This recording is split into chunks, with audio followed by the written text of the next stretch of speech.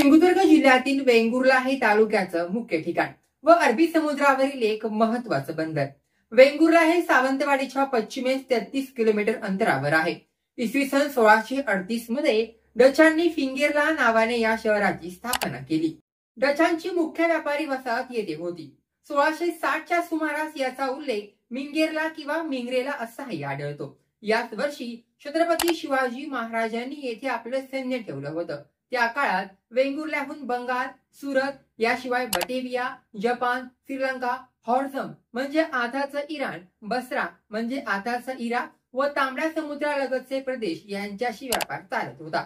अतिशय उत्तम प्रतीच्या वेलदोड्याच्या उत्पादनासाठी वेंगुर्ल्याचा परिसर त्या काळी सुप्रसिद्ध होता. 1675 मध्ये मोगलांनी या शहराची जाळपोळ केली. 1696 मध्ये ते सावंतवाडीच्या सावंत भोसल्यांकडे आलं. पूर्वी वेंगुर्ल्यात चाचे लोकांचं वास्तव्य असे.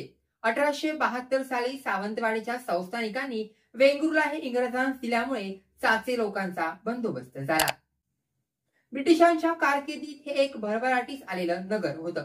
वेंगुर्ल्याच्या परिसरात फणस, काजू, नारळ व आंब्याच्या बागा आहेत.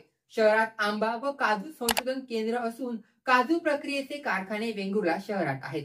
नारळाच्या झाडापासून वेगवेगळ्या वस्तू तयार करण्याचा व्यवसायही वेंगुर्ल्यात चालतो. वेंगुर्ला येथील समुद्रात आजही मासेमारी केली जाते. आणि आज आपण वेंगुर्ल्याची ग्रामदेवता श्रीदेवी सातेरी मंदिराची कथा जाणून घेणार आहोत. नमस्कार, मी टायटस फर्नांडिस आणि आपण पाहताय कोकणी गॉसिप. ग्रामदेवता असलेल्या श्रीदेवी सातेरी समोर प्रत्येक वेंगुर्ला वासीय भक्ती भावनेने नतमस्तक होतो. सातेरी मंदिर या वेंगुर्ला शहराचं वैभव आहे. सुमारे 500 वर्षापूर्वीचं हे मंदिर प्रशस्त आवारात आहे.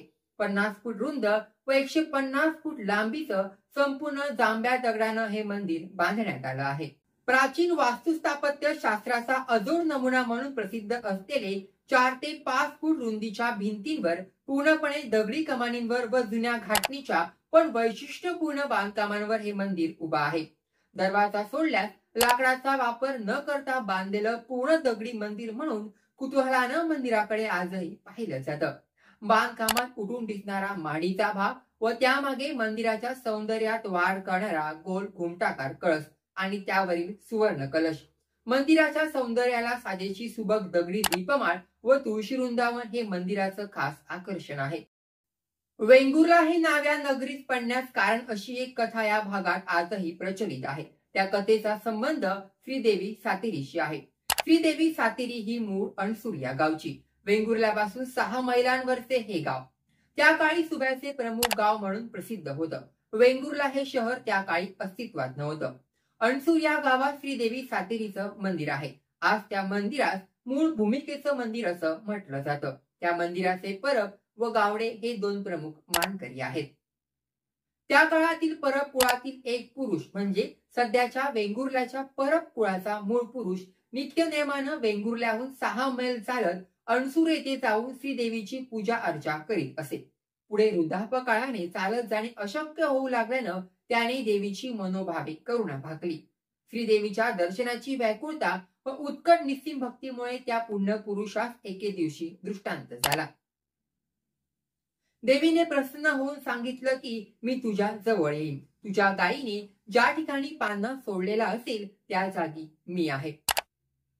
त्या दृष्टांताप्रमाणे शोध घेता त्याला गायीने पान्हा सोडलेल्या पाषाणावर मातीचं वारूळ झर झर वाढत आहे असं दृश्य दिसलं.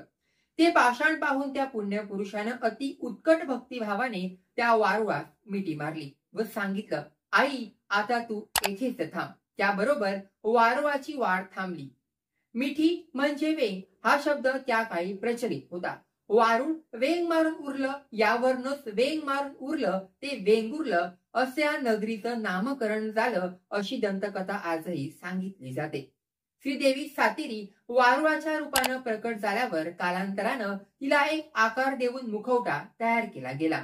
श्रीदेवी सातेरी मंदिरात असलेल्या मूर्तीखाली ते स्वयंभू पाषाण आहे. दर 3-4 वर्षांनी मूर्ती बदलून पुनः प्राणप्रतिष्ठापना करण्यात येते. त्याला मळलेपण कार्य असं म्हटलं जातं. देवीच्या जागरूकतेचा पडताळा आजही असंख्य लोकांना येतो. नवरात्रीत नारळ, तांदूळाची ओटी भरणारा गरीब व सोन्या चांदीच्या वस्तू अर्पण करणारा धनवान दोघेही एकाच भक्तिभावाने देवी समोर नतमस्तक होताना दिसतात. वर्षातून 2 वेळा सातेरी आईचा जत्रोत्सव साजरा केला जातो. अशा जागृत मंदिराला एकदा नक्की भेट द्या.